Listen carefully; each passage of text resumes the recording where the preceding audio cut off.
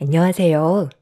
저는 결혼 2년 만에 남편과 이혼을 하게 된 30대 중반 여자입니다. 지금 글을 쓰면서도 남편이 왜 저에게 그런 행동을 했는지 이해를 할 수가 없어서 너무 황당하기만 합니다. 남편과 결혼한 지 얼마 되지 않아서 시모의 몸에 문제가 생겼던 적이 있었어요. 갑작스러운 뇌출혈로 인해 한동안 병원에서 지내시다가 퇴원을 하셨는데 스텐스 시술을 받으시고 회복하신 단계에서 남편은 혹시라도 또다시 시모가 쓰러지게 되실까봐 불안함을 나타내었고, 그런 모습을 지켜보고 있던 저 또한 마음이 좋지 않아 저희 집에서 한동안 같이 살기 시작했어요. 이때까지만 해도 시모와 큰 트러블 없이 서로 상처 주지 않고 잘 지내고 있었습니다. 시모와 함께 살게 될 거라곤 상상조차 하지 못했었는데 갑자기 찾아온 건강 문제로 인해 어쩔 수 없이 시모와 함께 생활할 수밖에 없었지만 결혼 초반이라서 그런지 여러 가지로 불편한 점이 많았습니다. 그래도 남편을 사랑했기 때문에 최대한 좋은 쪽으로 해결하고 싶었습니다. 남편은 시모가 요양원에 들어가는 걸 원하지 않았어요. 그래서 저에게 부탁을 했었고, 몸이 회복될 때까지는 어쩔 수 없이 시모와 한 공간에서 생활을 할 수밖에 없었습니다. 몇 달 동안은 서로 최대한 맞춰가면서 지내왔었지만, 시간이 가면 갈수록 시모가 원하는 요구 조건이 많아지기 시작했어요. 불편한 생활이 반복이 되니 저에게도 한계라는 게 찾아오게 되었고, 어떻게 상황을 풀어나가야 할지 고민을 안 할 수가 없었습니다. 시간이 지나면 지날수록 점점 더 서로에게 안 좋은 감정만 쌓이게 될 테고, 그렇게 되면 남편과의 결혼 생활에도 문제가 생기기 때문에 최대한 좋은 쪽으로 풀어가기 위한 노력을 해야 했어요. 그래서 제가 선택한 방법은 남편과 먼저 대화로 풀어나가는 거였죠. 저 혼자서 시모에게 불편한 점들을 털어놓게 되면 오히려 역효과가 날 것 같아 남편을 먼저 설득시켜서 같이 대화를 이끌어 간다면 좀 더 좋은 방향으로 함께 지낼 수 있을 것 같다는 생각에 제가 가진 고민거리들을 남편에게 전부 털어놓았어요. 한 공간에서 지내는 동안 시모와 얼굴을 붉히고 싶지도 않았고, 몸 상태가 회복이 될 때까지 좋은 감정을 유지하고 싶었어요. 이게 제가 처음 생각한 계획이었는데 예상했던 거와 다르게 남편과 대화를 하면서부터 삐걱거리기 시작했고, 저와 다른 생각을 가지고 있는 남편의 말에 많이 당황스러웠습니다. 오히려 저에 대한 불만이 더 많았었죠. 당신이 생각하는 것들, 우리 엄마가 가지고 계신 불만들이야. 함께 지내면서 좀 편하게 지내면 안 돼? 엄마 몸이 안 좋으니까 그럴 수 있는 거지. 몸이 안 좋으시면서 집에 혼자 계시는 동안 하고 싶은 건 다 하시는 것 같던데? 내 말이 무슨 뜻인지 모르는 거야? 나도 퇴근하면 얼마나 지치고 힘든 줄 알아? 어머님이 드신 거 치우시고 어질러 놓으신 건 본인이 알아서 해결해 달라는 건데 매일 깨끗하게 싹 다 치워놓고 정리해 놓아도 그때뿐이잖아. 말로는 알았다고 하시는데 행동은 전혀 달라진 게 없으시잖아. 당신이 나를 도와주지 않아서 잘 모르겠지. 내가 퇴근하고 들어오면 방 안으로 쏙 들어가신 뒤 나오지 않으시는데 그게 왜 그런 줄 알아? 집을 돼지우리처럼 지저분하게 만들어 놓으셔서 그래. 과자를 드셨으면 쓰레기통에 넣으면 되는 거고, 냉장고에서 음식을 드셨으면 다시 냉장고에 도로 넣으시면 되는 거지. 여기저기 전부 다 꺼내놓고 바닥에 다 흘리시곤 손가락 하나 까딱하지 않으시잖아. 집에 들어올 때마다 내가 얼마나 경악하는지 알아? 당신은 나보다 퇴근을 늦게 하니까 매일 집안이 깨끗한 상태인 것만 보는 거지. 내일 내가 손가락 하나 까딱하지 않고 있을 테니까 어떤 상태인지 한번 볼래? 과자를 들고 집안을 돌아다니시면서 드셨는지 집안 전체가 과자 부스러기야. 이런 건 청소기 돌리면 되니까 그렇다 쳐도 음료를 드시다가 쏟으셨으면 당연히 닦아야 되는 게 상식 아니야? 아침부터 쏟으셨는지 음료가 바닥 마루에 스며들어서 들뜨기까지 했다고. 이 집이 내 명의로 되어 있으니까 막 써도 된다고 생각하시는 건지 도저히 이해할 수가 없어. 내가 어머님 댁에 갔을 때만 해도 집이 상당히 깔끔했었는데 어머님 집이 아니니까 막 사용해도 된다고 생각하시는 것 같아. 하루 이틀도 아니고 계속 이런 문제가 생기니까 당신한테 내가 불편하게 느낀 점에 대해 털어놓은 거고 같이 해결하자는 건데 어떻게 당신은 나를 이상한 사람 보듯 쳐다보고 있어? 이런 걸 내가 이해하길 바라는 거야? 내가 손가락 하나 까딱하지 않을 테니까 당신이 한번 해볼래? 뭘 그 정도 가지고 그래? 그럼 우리 엄마가 집에서 아무것도 건들지 않고 가만히 계시라는 거야? 생활하시다 보면 그럴 수도 있는 거지. 그리고 뇌출혈 수술 받아서 아직까지 몸이 정상이 아니신데 당연히 여러 가지로 문제가 생길 수도 있는 거지. 몸이 온전하셨으면 그런 행동을 하셨겠어? 그냥 좋게 넘어가자. 건강 되찾으시면 다시 집으로 돌아가실 텐데 그때까지 그냥 당신이 좀 이해할 순 없는 거야. 이런 불만을 나한테 털어놓으면 내가 가서 왜 집안을 개판으로 만들어 놓고 생활하시냐고 당신한테 욕을 한 바가지 얻어먹어서 기분이 안 좋다고 뭐라고 해야 당신 마음이 편할 것 같아? 내가 그러길 바라는 거야? 내 말 뜻을 이해하지 못하는 거야? 나 혼자 말씀드리면 기분 나빠하실 수 있으니까 당신이 상황을 좋게 만들어달라고 부탁하는 거잖아. 왜 내 입장을 고려해주지 않는 건데?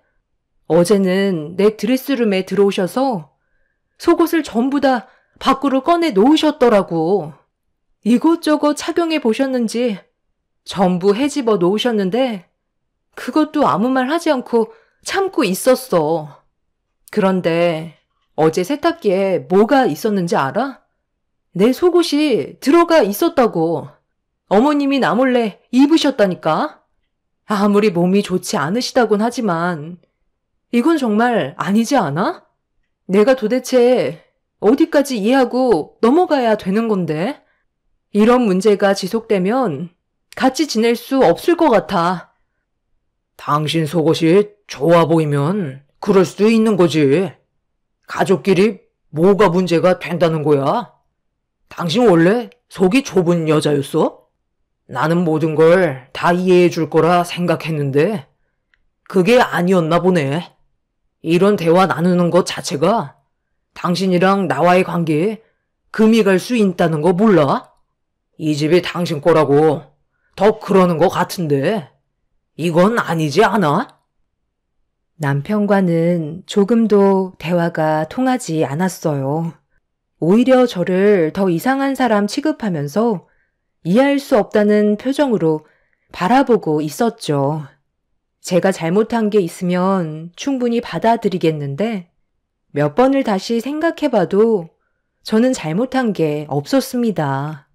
시모의 생각 없는 행동들로 인해 부부관계에 문제가 생겼고 제가 받은 상처와 서운한 감정은 쉽게 풀리지 않고 있었죠. 남편은 저와 나눴던 대화를 조금도 거르지 않고 시모에게 그대로 옮겨서 일러 바치듯이 얘기했어요. 생각이 있으면 최대한 좋게 해결 볼 수 있게 해야 되는 건데 제가 가지고 있던 불만을 하나도 빠짐없이 그대로 전달해 주었죠. 결국 시모는 기분이 상하셨는지 저를 부르셨어요. 내가 몸이 안 좋아서 너희 집에서 지내는 건데 그게 그렇게 마음에 안 들었니? 몸이 좀 불편하다 보면 지우지 못할 수도 있는 거고 속옷도 여유분이 없다 보니까 몇 개 좀 사용한 것뿐인데 그게 그렇게 싫었던 거야? 다시 세탁기에 돌리면 되는 건데 내가 더럽게 느껴졌었나 봐. 너희 집에 지내는 것도 눈치 보이는데 이런 취급 받으면서 살 바엔 차라리 세상 떠나는 게 속 편하지. 강서가, 엄마, 더는 살고 싶지 않다. 그냥 너희 아빠 따라가는 게 좋았을 뻔했어. 아유, 엄마, 무슨 말을 그렇게 하세요? 엄마까지 세상 떠나면 앞으로 저는 어떻게 살아가라고요? 이상한 생각 절대 하지 마세요. 이게 다 당신 때문이잖아. 그냥 좀 좋게 봐주면 되는 거지. 꼭 그런 식으로 말을 해야 됐어? 우리 엄마가 상처 받았잖아. 빨리 사과드리지 못해? 우리 엄마 어떻게 되면 책임질 거야? 됐다. 그만해라. 며느리가 무슨 잘못이 있겠니? 이게 다 내가 부족해서 벌어진 일인걸. 조금이라도 여유가 있었다면 이런 취급받으며 살아왔겠니? 남편과 시모를 바라보고 있는데 정말 어이가 없었습니다. 저는 함께 생활하는 공간에서 서로가 배려를 하면 좋을 것 같아 남편에게 내 고민을 털어놓은 거였는데 남편의 생각 없는 입방정이 상황을 더 악화시키게 된 거였죠.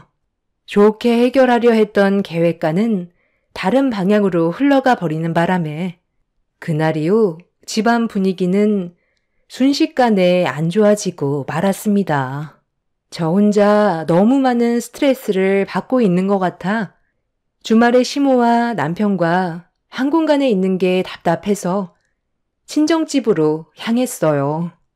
제가 가지고 있는 고민거리를 엄마한테 털어놓게 되니 한결 마음이 편했었죠.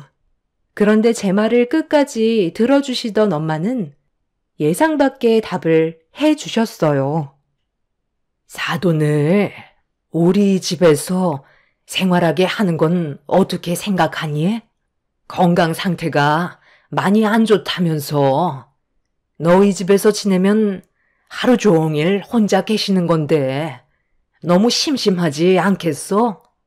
저녁 늦게까지 혼자 지내다 보면 쓸데없는 생각을 할 수도 있는 거고 우울증까지 찾아오면 지금보다 더 상황이 악화될 것 같은데 엄마도 혼자라서 심심했던 참인데 건강을 회복하실 때까지만 같이 지내는 것도 나쁘지 않을 것 같은데 엄마 걱정은 하지 말고 한번 말씀드려봐라. 분명 좋게 생각하실 거야. 왜 엄마가 고생을 해요? 이건 좋은 방법이 아닌 것 같아요. 차라리 요양원에 보내드리는 게 좋겠어요.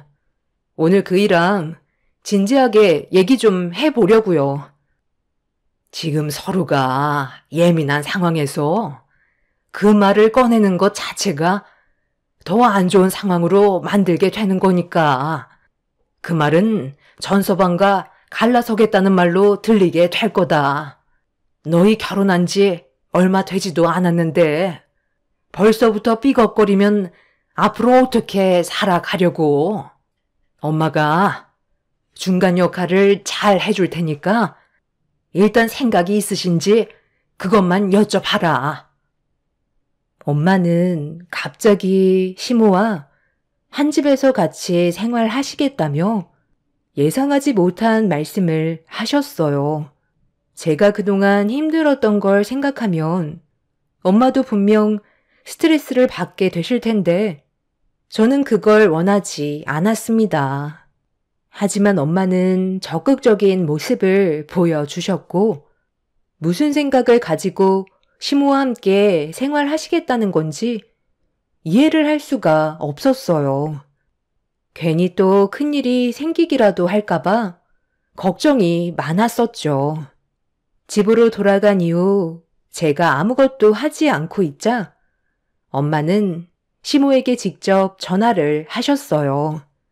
방에서 한참 동안 대화를 주고 받으시더니 갑자기 남편을 불러 짐 챙기는 걸 도와달라고 하셨습니다. 시모는 저희 엄마 집에서 지내시기로 결정을 하신 것 같았어요. 여기서 너한테 인간이야 취급을 받으면서 생활하는 것보다야 낫지 않겠니? 그래서 너희 사돈집으로 지내기로 결정하게 됐다. 너희 출근하면 하루 종일 집에만 있는데 그 시간 보내는 것도 힘들고 차라리 이번 기회에 사돈과도 친해질 수 있는 좋은 기회 아니니?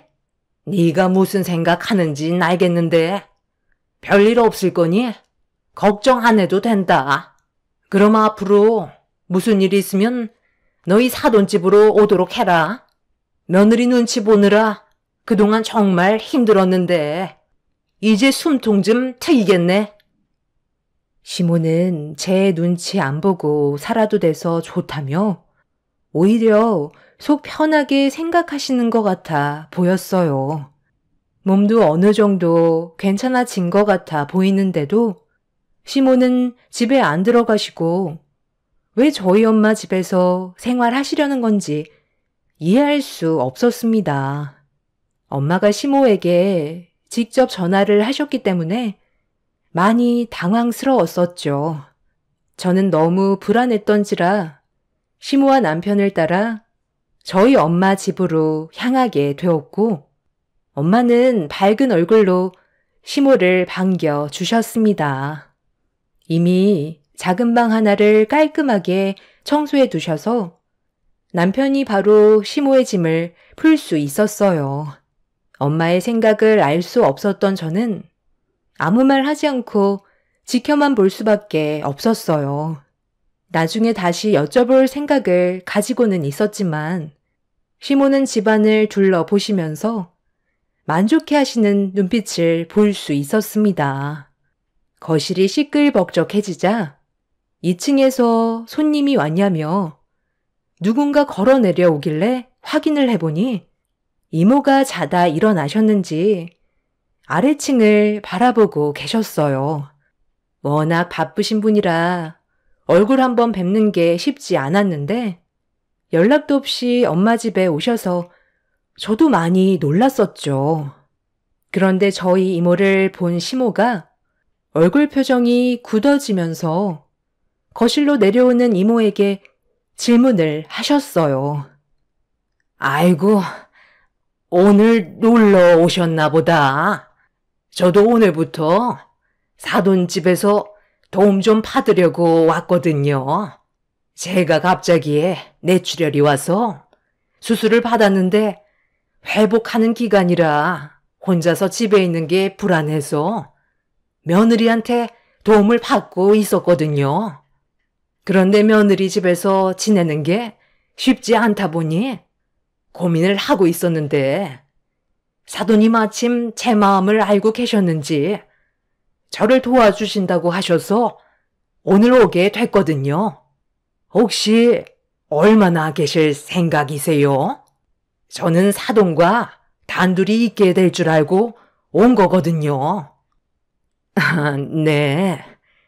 제가 동생 집에 있는 게 많이 불편하신가 보네. 걱정 마세요.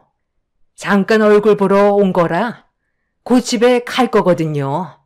지금 혼자서 지내다 보니 심심해서 온 것뿐이에요. 이모는 최근에 이혼을 하신 터라 혼자서 지내고 계셨는데 사업 때문에 많이 바쁘셔서 얼굴 한번 뵙기 힘들었었는데 시간적 여유가 생기셨는지 그날 저희 엄마 집에서 하루를 보내고 계셨죠. 시모는 이모가 곧 가실 거라는 말에 굳어졌던 표정은 다시 밝아졌고 엄마는 시모가 오신다고 저녁상까지 차려 놓으셨습니다. 이모는 저희 가족의 시간을 방해하고 싶지 않다며 나중에 시간 될 때 다시 보자고 서둘러 나가셨어요. 워낙 바쁘신 분이시라 전화가 끊임없이 울리고 있었죠. 시모는 주방에 차려진 음식들을 보고 입을 다물지 못하셨어요.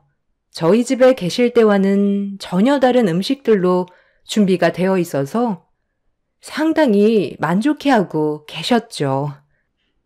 아이요, 사돈 집에서 지내기로 결정했던 게 정말 잘한 선택이었네요. 앞으로 이런 음식들로 대접받을 수 있는 거잖아요. 그동안 혼자 지내는 게 너무 외롭고 힘들었었는데 앞으로 그냥 사돈 집에서 눌러 앉을까 봐요. 이런 음식 매일 먹으면 몸도 금방 좋아지겠네.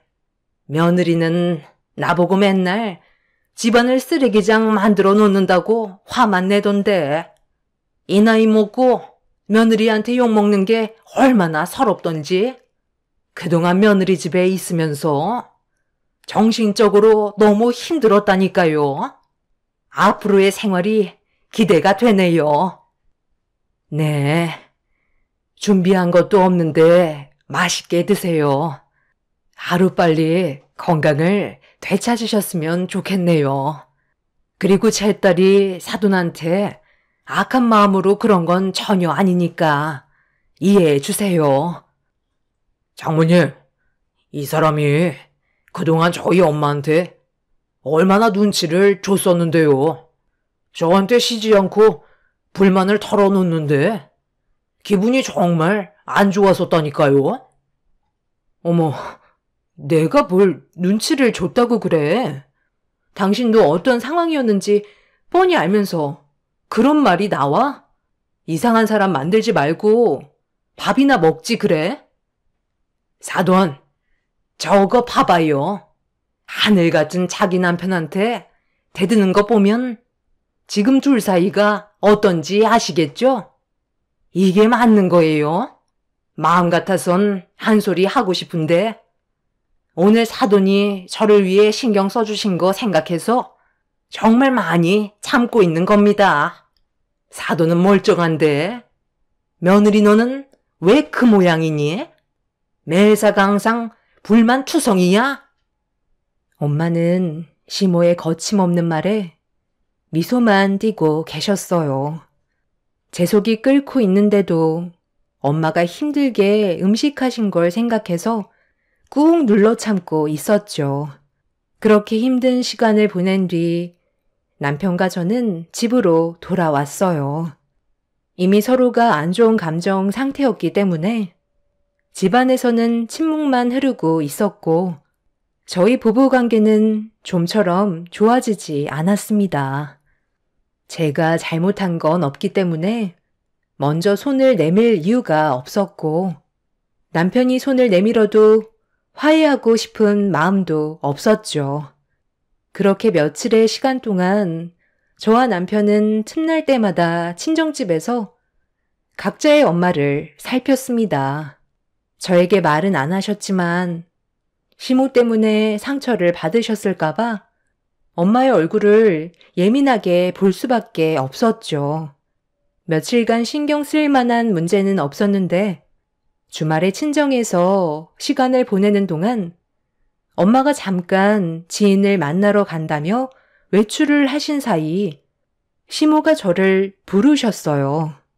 별로 대화하고 싶지 않았지만 그래도 무슨 말씀을 하시려는 건지 드러나 보려고 자리에 앉았고 뒤이어 남편도 시모 옆에 앉았습니다. 너도 알다시피 내 몸이 조금씩 좋아지고 있기는 한데 그래도 사돈이랑 한 공간에 사는 게 마음이 편한 건 아니잖아. 저번에 너희 이모님이 사돈집에 오셨을 때 대충 들어보니 혼자 살고 계신 것 같은데 이참에 너희 사돈이 네 이모네로 거주지를 옮기는 건 어떻게 생각하니? 네 이모님이 자주 찾아오셔서 상당히 불편한데 이참에 이 집에서 내가 살고 사돈이 네 이모네로 옮기면 좋지 않겠소? 내가 이렇게 얘기하는 건 너도 좀 거들어 달라는 거야. 내 말 무슨 뜻인지 알지? 네? 뭐라고요? 저희 엄마 집을 어머님한테 드리라고요? 저희가 왜 그렇게 해야 되는 건데요? 어머님 집 있으시잖아요. 몸도 좋아지셨으면 그만 댁으로 돌아가시면 되잖아요. 계속 저희 엄마 집에 지내시는 것도 눈치 보이지 않으세요? 하루 이틀도 아니고 벌써 몇 달이나 시간이 흘렀는데 저희 엄마가 말은 안 하시지만 상당히 힘드실 거라고요. 방금 하신 말씀은 못 들은 걸로 할 테니까 이제 그만 댁으로 돌아가 주세요. 지켜만 보는 것도 한계라고요. 우리 엄마가 이 집이 마음에 드셨나 봐. 여기서 지내는 동안 얼굴 혈색이 달라지셨잖아. 그래서 당신이 장모님한테 좋게 설명 좀 해주면 좋을 것 같은데. 도대체 멀쩡한 집 놔두고 왜 우리 엄마 집을 눈독 들이는 건데? 나한테 뭐 숨기는 거라도 있어? 어머님, 저한테 말하지 않은 거라도 있는 거예요? 너나 장모님이나 왜 이렇게 눈치가 없는 거야?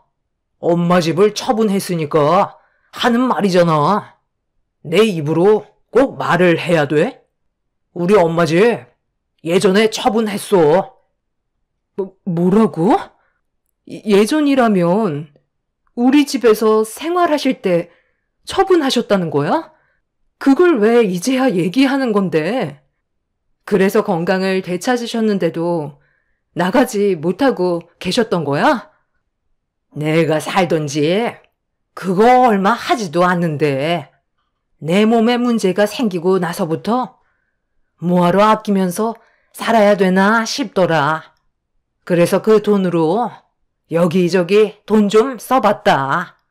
얼마 안 되는 돈이라 눈 깜빡할 사이에 내 손에서 사라지더라.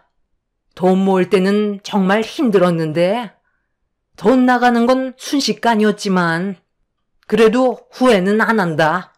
그냥 여기저기 투자도 좀 해봤는데 나는 그런데 안 맞는지 돈을 전부 다 탕진했지만 내가 갈 곳이 있으니까 걱정할 필요가 없더라고. 너희 집에서 생활하다가 사돈집에서 함께 살고 있긴 하지만 아무래도 같이 산다는 게 정말 편한 건 아니잖니? 특히 네 이모가 사돈집에 오기라도 한다면 아주 가시방석이다. 그래서 이 집을 내가 사용하고 너희 사돈이 네 이모네로 거주지를 옮기는 게 어떻겠냐 이거야. 당연히 명의는 내 이름으로 해주면 더 좋지 않겠어? 너희 사돈이 베푸는 걸 좋아하는 것 같은데 이참에 이 집을 나한테 주라고 네가 잘 좀 얘기해봐라. 그럼 내가 앞으로 너를 내 친딸처럼 대해주도록 하마. 엄마, 이 사람이 그렇게 꽉 막힌 건 아니라서 장모님한테 좋게 얘기해 줄 테니까 너무 걱정 마세요. 장모님이 이 큰 집이 뭐가 필요하겠어요.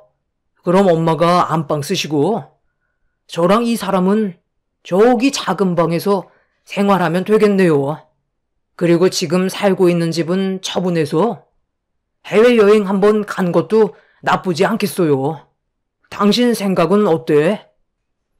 정말 어이가 없어서 말도 안 나오네. 어머님, 제 입에서 무슨 말이 나오길 기대하고 있으세요? 돈 한 푼 없이 저희 엄마 집에 얹혀 사시는 것도 모자라 이제는 아예 이 집을 통째로 달라고요? 아니 어떻게 염치가 없어도 이렇게 없을 수가 있어요? 사람들이 어떻게 감사한 건 생각도 못하고 더 많은 걸 바라는 거죠? 더는 상대할 가치도 없을 것 같으니까 그만 나가주세요. 아니, 왜 열을 내고 그래? 서로 좋게 좋게 하자는 건데. 싫으면 어쩔 수 없는 거지. 그래도 이왕 말 꺼낸 거 좋은 쪽으로 생각해주면 서로 웃으면서 살 수 있잖니? 당신이랑 어머님이 제 눈앞에서 없어져야 웃으면서 살 수 있을 것 같아요. 저는 더 이상 대화조차 섞고 싶지 않으니까 당장 짐 챙겨 나가세요. 남편과 시모는 얼굴을 붉히면서 오히려 저에게 화를 내고 있었어요. 두 사람 입에서 상상조차 하지 못했던 말들이 나와 입을 다물지 못했고 더는 상대할 가치가 없다고 생각했었습니다. 한도 끝도 없이 배려해 주니까 더 많은 걸 바라는 시모와 남편의 행동에 치를 떨었죠.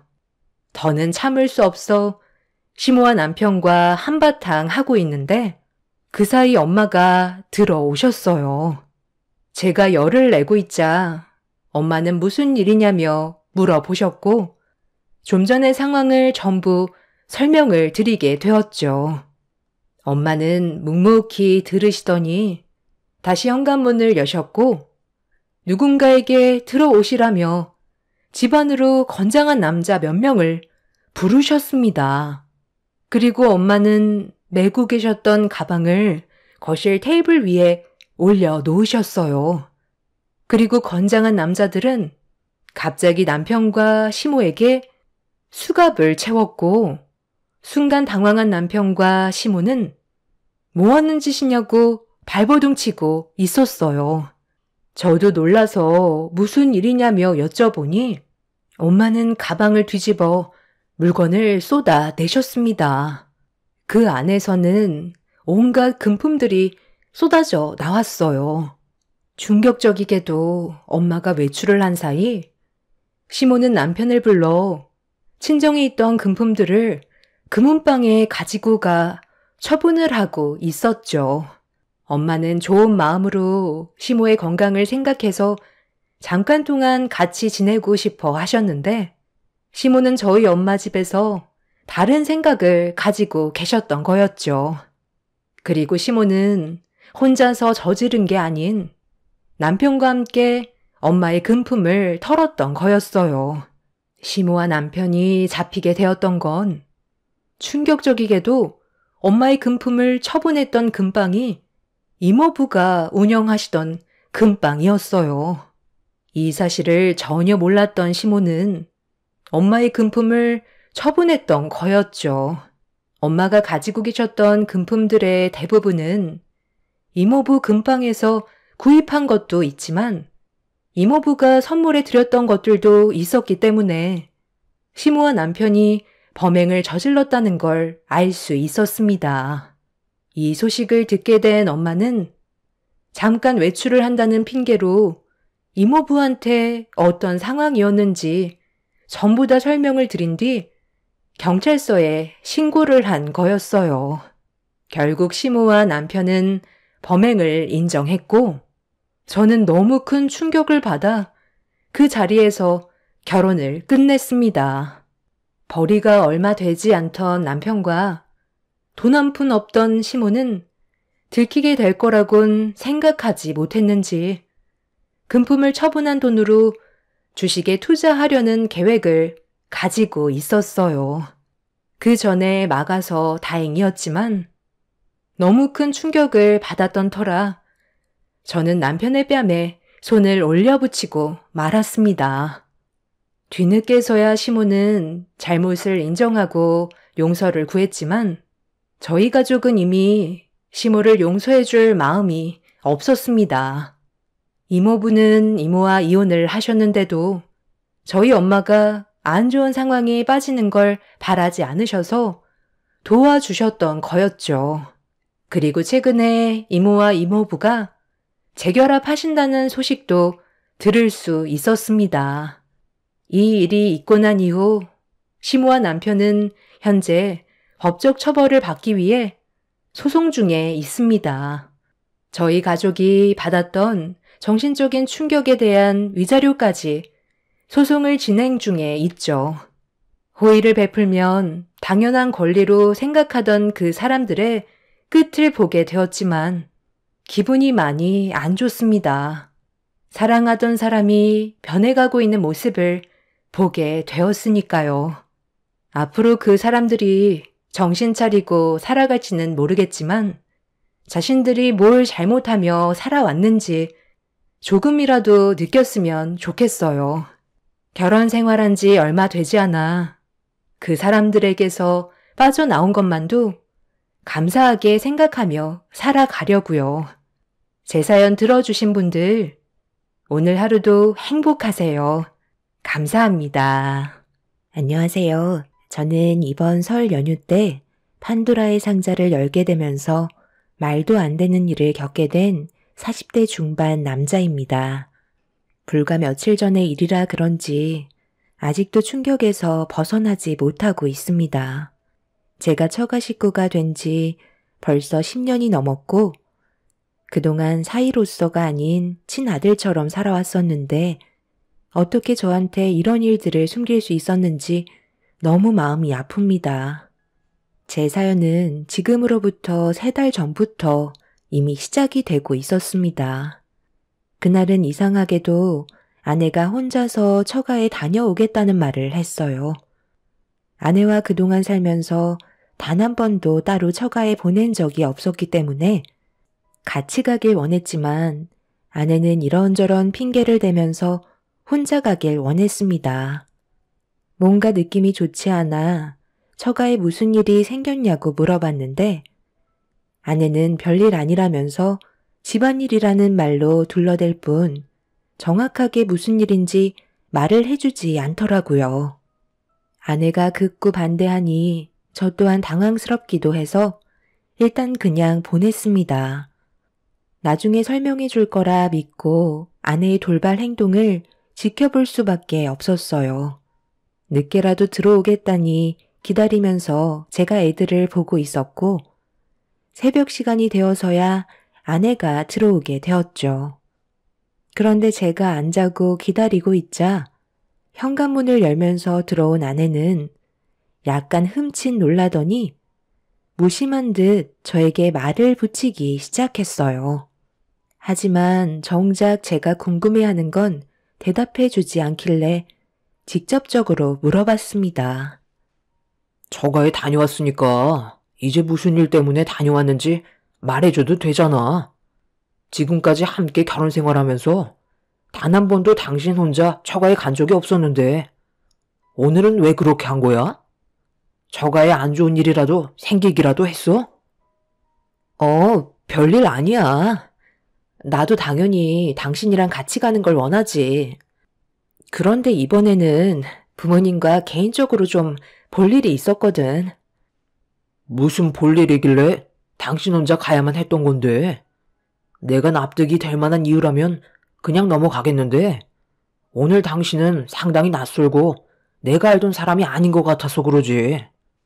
정확하게 왜 혼자 가야만 했고 장인 장모님과 무슨 대화를 나눴는지 나한테 다 말해봐. 그래, 솔직하게 얘기할게. 일단 우리 부모님께서 당신은 모르길 원하고 계셔. 이게 좀 예민한 문제거든. 돈과 관련되어 있어서 웬만하면 당신한테까지 알리고 싶지 않았던 것 뿐이야. 우리 부모님이 이번에 사기를 좀 당하신 것 같아. 그래서 피해 금액이 얼마나 되는지 부모님께 사기를 친 범인은 잡을 수 있는 건지 알아보기 위해 나만 따로 부른 거였어. 우리 부모님께서 당신을 친아들처럼 생각하고 있는 거 잘 알고 있지? 하지만 이번 문제는 돈과 관련되어 있기 때문에 그만큼 예민해서 당신한테 말하길 꺼려 하시길래 나 혼자 가게 된 거야. 당연히 당신이 하루빨리 해결해주면 좋겠지만 이미 경찰한테도 신고 접수가 되어 있는 상태이기 때문에 최대한 기다리고 있는 것뿐이야. 담당 경찰이 신원이 확보되어 있어서 잡히는 건 시간 문제라고 했거든. 피해 금액이 2억 정도 되는데 부모님 말고도 꽤 여러 사람이 사기를 당했던 것 같아. 하루빨리 잡히길 바랄 뿐이지. 그러니까 당신도 너무 걱정하지 마. 절대 비밀로 해달라고 했으니까 우리 부모님 만났을 때도 내색하지 말고 모른 척 해줬으면 좋겠어. 아무리 당신이 아들 같다 해도 알리고 싶지 않은 일들도 있기 마련인 거야. 아내의 말을 듣고 있던 저는 예상치 못한 말을 들어서 상당히 놀랐고 아내의 얼굴에는 근심이 가득해 보였습니다. 제가 아들 같다곤 하지만 집안에 흠이 생겨버린 걸 드러내고 싶지 않았던 것 같아 그날 이후 처가댁에 갔을 때 전혀 티내지 않고 평소처럼 대해드렸습니다. 그리고 이 문제에 대해 뒤에서 알아본 결과 장인 장모님께서 정말로 부동산 사기를 당하신 걸 확인할 수 있었고 저는 묵묵히 뒤에서 이것저것 필요한 것들을 도와드리며 해결해 나가자 범인이 잡혔다는 말을 들을 수 있었습니다. 장인 장모님 몰래 사기친 그 남자를 처음으로 보게 되었는데 상당히 젊은 사람이더라고요. 나이도 나보다 한참 어려 보이는데 할 짓이 그렇게 없어서 부모님 뻘 되는 분들만 상대로 이런 사기극을 벌이면 그쪽은 마음이 편해요? 사기당한 돈 못 받을까봐 뒤에서 얼마나 많은 사람들이 마음 졸이면서 힘겹게 살아가고 있었는지 모르죠? 제가 그걸 꼭 알아야 될 필요가 있는 건가요? 사기를 칠 때 그 사람이 얼마나 마음이 아플지 그걸 생각하면서 사기칠 사람이 누가 있겠어요? 그리고 그쪽이 저한테 무슨 말을 한다 해도 저는 조금도 잘못했다고 생각하지 않습니다. 어차피 법적 처벌받고 몇 년 썩다 나오면 저는 이 일을 또 시작할 거거든요. 그땐 지금보다 더 철저하게 사람들 속여서 많은 돈을 사기칠 계획인데 그쪽이 아무리 떠들어봤자 저를 막지는 못해요. 2번 얼굴 볼 일이 있을지 모르겠지만 저를 건드려서 좋을 것 하나 없어요. 저는 그쪽이 알지 못하는 일들도 상당히 많이 알고 있거든요. 쓸데없이 여기서 이럴 시간에 그쪽 처가 식구들이나 챙기는 게 좋을 것 같은데요. 저는 더 이상 대화 자체를 섞고 싶지 않으니까 이만 들어가겠습니다. 남자는 자신의 잘못을 전혀 뉘우치지 못하고 있었어요. 오히려 사기를 당한 사람들이 멍청한 거라며 저보다 더 크게 목소리를 높이고 있었네요. 어찌됐든 사기친 사람을 붙잡게 되면서 안 좋았던 일들이 전부 해결이 되자 처가 식구들은 다시 평화가 찾아오게 되었어요. 아내는 뒤에서 장인 장모님 몰래 이것저것 도와준 부분에 대해 고맙다는 말을 꺼내면서 그동안 정말 너무 힘들었었다고 눈시울까지 붉어지고 있었습니다. 사기당한 금액이 적지 않았었기 때문에 아내 또한 마음고생이 심했던 것 같았어요. 사기를 치는 사람들이 작정하고 덤벼들면 속수무책으로 당한다더니 그게 처가 식구들이 될 거라곤 전혀 상상하지 못했었습니다. 정말 다행인 건 장인 장모님의 얼굴빛은 다시 예전으로 돌아오게 되셨고 평소와 다를 것 없는 모습으로 저를 대해 주셨어요. 그렇게 별일 없이 일상으로 돌아간 어느 날 퇴근하고 집에 들어왔는데 아내는 제가 들어온 줄도 모르고 안방에서 누군가와 언성을 높이며 통화를 하고 있었습니다. 꽤 심각한 대화를 주고받고 있길래 조심스럽게 문 앞에서 대화 소리를 엿들으려 하는 순간 버럭 화를 내며 전화를 끊음과 동시에 안방문을 활짝 열었네요. 제가 온 줄 모르고 있었던 아내는 화들짝 놀라면서 언제부터 서 있었냐고 저에게 화를 내기 시작했어요. 저 또한 당황한 나머지 방금 들어왔다면서 누구랑 통화하길래 열을 올리냐고 물어보자 별일 아니라면서 통화한 부분에 대해 신경 쓰지 말라고 부엌으로 걸어가 저녁 준비를 하기 시작했어요. 그런데 갑자기 털썩 주저앉더니 오열을 하길래 이유도 모르고 아내의 모습을 지켜볼 수밖에 없던 저는 아무것도 해줄 수가 없었어요. 상당히 예민해져 있는 상태인 것 같아 눈물을 쏟아내고 있는 모습을 지켜보고 있는데 아내의 핸드폰에서 또다시 전화가 울리고 있길래 누구냐고 물어보니 장모님이셨네요. 무슨 상황인지 전혀 알지 못한 저는 아내를 바라보며 침착하게 상황 설명을 해달라고 얘기하자 아내는 아무 말도 하지 못하고 있었어요. 뭔가 느낌이 좋지 않다는 걸 느낀 저는 제가 대신 받아도 되냐고 물어보려 하는데 아내는 전화기의 전원을 꺼버리더니 안방으로 들어가 이불을 덮어 버렸습니다. 10년간 아내와 함께 살아가면서 이렇게 답답했던 적은 처음이었고 아내의 눈에서 눈물이 흐르는 것도 처음이었어요. 어쩔 수 없이 장모님께 전화를 할 수밖에 없었네요. 장모님, 접니다. 유아 엄마랑 무슨 일 있으셨어요? 지금 안방에서 나오지도 않고 눈물까지 흘리면서 상당히 힘들어하고 있어요. 이건 내 딸과 둘만의 일이라 자네는 알 필요 없고 당장 전화 좀 바꿔보게. 엄마가 얘기하고 있는데 전화기 전원을 끄면 어쩌자는 거야? 그리고 자네는 뭘 그리 사사건건 참견이야. 내가 모든 걸 알려줄 필요는 없잖나. 장모님, 말씀이 좀 심하신 거 아니에요? 제가 오죽하면 이러겠어요. 애들 엄마가 눈물을 흘리고 있는데 어느 남편이 그걸 보고만 있겠어요? 제 손에서 해결할 수 있는 부분이면 저한테 말씀해 주세요. 저는 가족 아닌가요? 장모님은 저와 통화하고 싶지 않으셨는지 전화를 끊어버리셨고 더 이상 받지 않으셨습니다.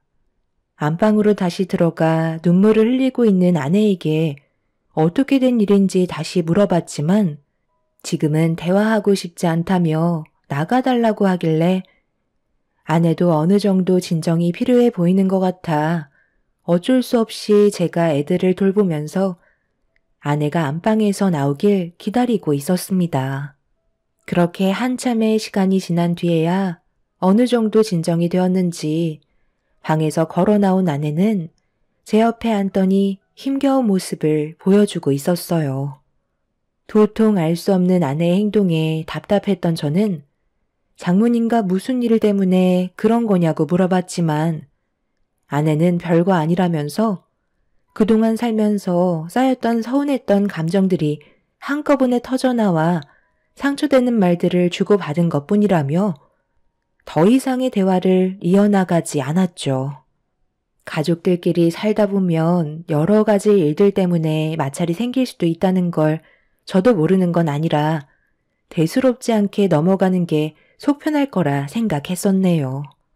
그런데 아무래도 장모님과 아내가 상처의 골이 깊었는지 상당히 오랜 기간 서로의 얼굴을 안 보면서 지내게 되었어요. 그런 관계가 불편해 보였던 저는 다시 예전처럼 좋은 관계를 유지할 수 있게 장인 장모님을 저희 집으로 초대를 하게 되었습니다. 시간도 어느 정도 지났기 때문에 아내의 감정 또한 어느 정도는 가라앉았을 거라고 생각했었죠. 여러 가지 스케줄을 계획한 뒤 장인 장모님이 도착하시자 한 걸음에 달려가 현관문을 열어드렸는데 아내가 그 모습을 보곤 정색을 하면서 저에게 화를 내기 시작하길래 그런 아내한테 해명을 하게 되었죠. 언제까지 이런 식으로 지낼 수는 없는 거잖아. 장인어른도 당신 얼굴 보고 싶다 하셨는데 계속 이런 관계 유지할 거야? 내가 분명 싫다고 하지 않았어? 나는 아빠, 엄마 얼굴 보고 싶지 않다고. 그런데 당신이 뭔데 멋대로 행동하는 거야? 그만 좀 해라. 살다 보면 그럴 수도 있는 거지. 언제까지 애미 얼굴 안 보고 살 건데? 현실을 받아들이라고 했잖아. 그래, 내가 미안하다고 몇 번이나 말했는데 꼭 이렇게까지 해야 되겠어? 지나간 과거의 일들 이제 와서 되돌릴 수도 없는 건데 그냥 그러니 하고 살아야지 어쩌겠어. 엄마는 다 받아들이고 살아갈 수 있다. 너만 마음 잡고 살면 된다니까. 얼굴 보고 싶지 않으니까 그만 돌아가 주세요. 저는 아직까지 마음의 상처가 조금도 회복되지 않았다고요. 당신 정말 이럴 거야? 이제 그만해도 되는 거잖아. 내가 대충 들어보니까 그냥 과거에 상처받았던 일들이 안 좋은 감정으로 몰려온 것 같은데 어느 누가 그런 상처 하나 없겠어? 지나온 일들 들춰봤자 좋을 거 하나 없잖아. 누구보다 현명하게 판단했던 당신이 왜 이렇게 중심을 못 잡고 힘들어하는지 나는 정말 이해가 안 된다고. 이제 그만 좀 해. 당신이 우리 가족에 대해 뭘 안다고 그러는 거야? 어떤 상황인지 제대로 알지도 못하면서 함부로 판단하지 마. 아내는 현관문 앞에서 들어오지 못하고 있는 장인 장모님께 언성을 높이며 화를 내고 있었어요. 그 모습을 보는데 정말 한숨밖에 안 나왔습니다.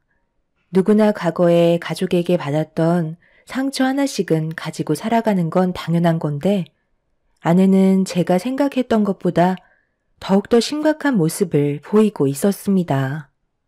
결국 아내가 하도 난리를 치는 바람에 장인 장모님께선 어쩔 수 없이 다시 댁으로 돌아가셨어요. 그날 저는 처음으로 아내의 답답한 행동에 대해 한 소리 하게 되었고 아내는 제대로 알지도 못하면 가만히나 있으라고 저에게 더 큰 목소리로 대들고 있었네요. 도대체 어디서부터 잘못된 건지 저로선 도저히 알지 못해 저 또한 아내에게 서운한 마음이 생기고 말았습니다. 한번 난리가 난 이후부터 저는 아내와 말도 섞지 않고 대화 자체를 이어나가지 않았어요. 아내도 그게 편했는지 저에게 먼저 다가오지 않았습니다. 언제 터질지 모를 감정을 억누르며 살아가던 어느 날 퇴근하고 들어왔는데 아내가 외출을 하고 들어왔는지 짙은 화장을 하고 있었어요. 평소대로라면 어디 다녀왔냐고 물어봤을 테지만 아내와 싸우고 난 이후부터 서로에 대해 관심을 끄게 되었습니다. 언제까지 이런 관계를 유지해야 할지도 몰랐고 어떻게 하면 아내와 다시 예전으로 돌아갈 수 있을지 해결 방법을 찾지 못했던 저는 결국 장인어른께 연락을 드린 뒤 처가댁으로 찾아가게 되었어요. 장인 장모님께선 어색한 미소로 저를 반겨주셨습니다. 도대체 무슨 일이 있었던 거예요? 평소에도 항상 침착했던 사람이 왜 저렇게까지 예민해진 건지 제대로 설명을 좀 해주세요. 내가 자네에게 미안하네. 그런데 사람이 살다 보면 말하지 못할 사정도 있는 거야. 자네가 답답해하는 거 우리가 모르는 건 아닌데 지금은 시간이 좀 필요할 것 같네. 사람은 누구나 다 살다 보면 실수도 하기 마련이잖아. 그냥 단순하게 생각해줬으면 좋겠어. 우리도 해결 방법을 찾으려고 애쓰고 있긴 하지만 이 문제가 단순한 건 아니거든. 모르는 게 약이라는 말도 있잖아. 자네가 괜히 파헤쳐서 좋을 거 하나 없다는 말이야. 상처는 우리까지로 족하네. 자네한테까지 우리가 겪고 있는 아픔을 나눠주고 싶지 않으니까 가족 일에 너무 깊게 관여하지 않았으면 좋겠어. 그럼 이거 하나만 말해주세요. 지금 장인어른께서 제가 모르는 게 약이라고 하셨잖아요. 만약 제가 알게 된다면 그 사람과 저와의 관계에 상당한 영향을 끼치게 되는 건가요? 이혼까지도 고려해야 될 문제인 건가요? 그게 아니라면 장인 장모님과 인연을 끊어야 되는 건가요? 이거 하나만 말씀해 주시면 그냥 모른 척하고 살아가겠습니다. 장인 장모님은 제가 물어본 질문에 대해 침묵을 유지하셨는데 그게 더 충격이었습니다. 아무 말도 하지 않으신 걸 보면 저한테 말하지 못하고 있는 사실을 알게 된다면 지금까지 꾸려온 가정생활에 엄청난 파장을 불러일으키게 될 거라는 걸 인지할 수 있었습니다. 그렇게 되자 다시 되묻는 것도 두려워지게 되었고 순간적으로 제 눈앞에 아이들이 떠올랐어요. 결국 아무것도 얻지 못한 채 집으로 돌아온 저는 그때부터 아내의 행동을 유심히 관찰하게 되었죠. 저에게 아무 말도 하지 않은 채 침묵을 유지하고 있는 아내와 장인 장모님을 지켜보기만 하던 어느 날 퇴근을 하고 집으로 들어가려 하는데 아내가 급하게 건물 밖으로 나와 대기하고 있던 택시에 올라타는 모습을 목격하게 되었어요. 얼마 전에 짙은 화장을 했던 모습과 똑같길래 어디를 가는지 확인해 보는 게 좋을 것 같아 아내의 뒤를 따라가기 시작했네요. 그렇게 한참을 달려 도착한 곳은 어느 한 건물 앞이었고 택시에서 아내가 내리자 그 앞에 장인 장모님이 기다리고 계셨습니다. 절대 부모님의 얼굴을 안 보겠다던 아내가 두 분을 만난 모습을 보게 되면서 저 또한 많이 당황스러웠고 어떻게 돌아가는 상황인지 알 수 없어 급하게 차에서 내려 그 뒤를 따라가게 되었습니다. 그런데 아내가 장인 장모님을 모시고 함께 들어간 곳은 별거 없는 여행사였어요. 여행을 가는 거면 크게 문제는 없는 건데 왜 저한테까지 숨기면서 해외여행을 준비하려는 건지 이해할 수 없었습니다. 그렇게 한참 동안 처가 식구들이 나오길 기다리고 있던 그때 아내가 여행사 문을 열며 밖으로 나왔고 장인 장모님은 아내에게 잘 선택한 결정이라면서 주변을 살피더니 다른 곳에서 대화를 하자고 장소를 옮기려 하길래 저 또한 거리를 두면서 처가 식구들의 뒤를 따르게 되었죠. 그렇게 한적한 골목길로 들어간 처가 식구들은 알 수 없는 대화를 이어가기 시작했고 해외여행 일정이 이번 설 명절 끝나고 바로 출발할 거라는 말을 듣게 되었네요. 잘 선택했다. 이번 결정이 가족 모두가 다시 평화를 찾는 길인 거야. 그러니까 엄마 말대로 최대한 빨리 결정했으면 사이가 의심하지 않았을 거 아니야. 얼마나 간 떨어졌는지 아니? 우리 입장은 어떻겠어? 아들같이 생각했던 사이한테 거짓말하는 게 쉬운 것도 아니고 솔직히 모든 걸 털어놓고 싶었는데 그렇게 된다면 잃을 게 너무 많잖아. 그래서 입 꼭 다물고 있었다. 잘하셨어요. 일주일 정도면 딱 적당할 것 같아요. 의심사지도 않고 그 사람은 어차피 일이 바빠서 저희끼리 관계회복차 다녀온다고 대충 둘러대면 더 이상 물어보려 하지 않을 거예요. 그 사람도 가족의 평화를 우선시하는 사람인지라 지금까지 힘들게 일궈온 가정이 깨지는 걸 원치 않을 테니 의심이 간다 해도 물어보려 하지 않을 테고 시간이 지나면 자연스럽게 지금 현재 의심되는 상황을 전부 잊을 거예요. 그러니 이번 일만 최대한 조심스럽게 해결하는 게 좋겠어요. 그런데 하나 더 걸리는 문제가 있는데 그건 괜찮을까? 우리만 알고 있는 사실은 아니잖아. 정말 괜찮겠지? 지금 그게 뭔 상관이야? 그거랑은 아예 다른 사건인데 당연히 걱정할 필요는 없는 거지. 쓸데없이 신경 쓰지 말고 일단 눈앞에 해결해야 될 문제만 서둘러 정리하는 게 우선이라고. 그때까지 우리는 계속 안 좋은 감정을 유지하고 있는 상태로 연기하면 되는 거니까 긴장 풀지 말고 다들 알겠지? 이보다 좋은 계획이 있는 것도 아니잖아.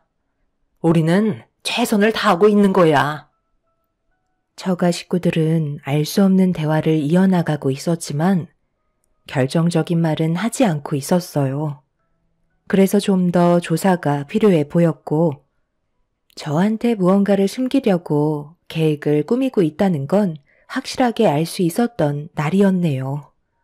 그렇게 먼저 집으로 들어온 저는 아내가 현관문을 열고 들어오는데도 평소처럼 아무 말 없이 상황을 지켜보며 침묵을 유지하고 있었어요. 그런데 아내가 먼저 저에게 다가와 대화를 시도했고 장인 장모님과 관계 회복을 위해 해외로 일주일간 여행을 다녀올 거라는 말을 꺼냈네요. 그 말을 듣고 있던 저는 아무렇지도 않은 척 연기를 하면서 다녀오라고 얘기했어요. 제가 모든 걸 듣고 있었다는 걸 전혀 눈치채지 못한 아내는 저를 완전히 속였다고 생각했는지 곧바로 장모님께 전화를 걸어 제가 들을 수 있게 통화를 시작하고 있었죠.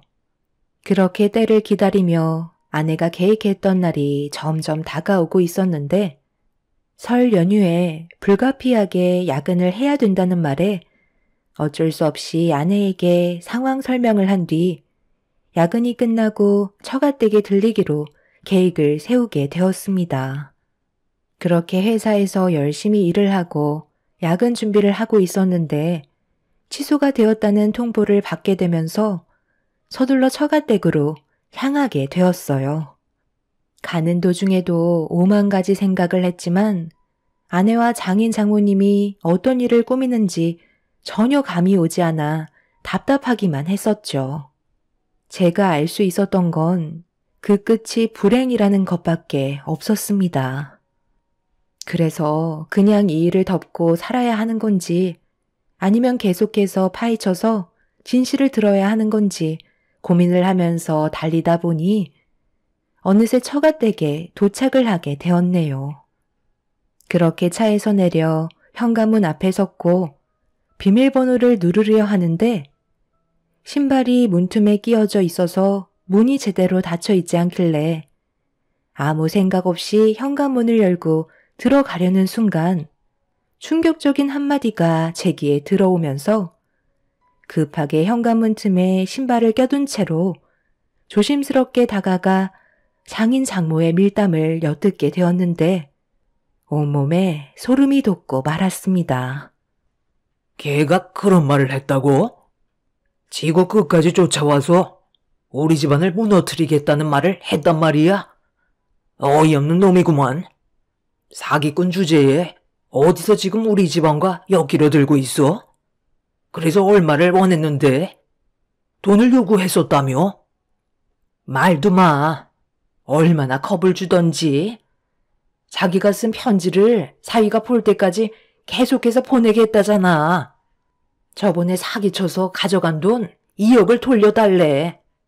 그럼 아무 말 하지 않고 사라지겠다는데 그놈이 누구야? 사기꾼이잖아. 돈 받고 다시 나타날 게 뻔하다니까. 그럼 어떡하게. 그놈은 왜 갑자기 날린 거야? 차라리 이사 가는 게 좋지 않을까? 이게 다 엄마 아빠 때문이라고. 너 정말 말 웃기게 한다. 이게 왜 우리 탓이니? 그래, 사기를 당한 건 엄마 아빠 탓이지만 그놈이랑 바람을 피운 건 너 탓이잖아.